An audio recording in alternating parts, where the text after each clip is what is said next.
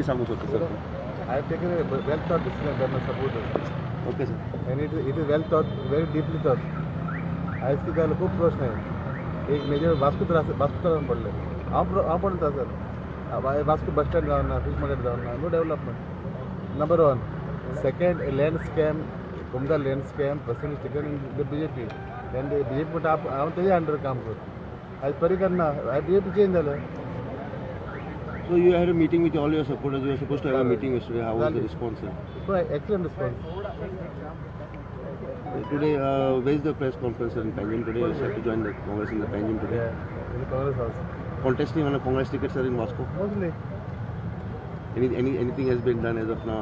Any commitments from the party or? See, I want to thank all the old congressmen. Sheikh Hassan, then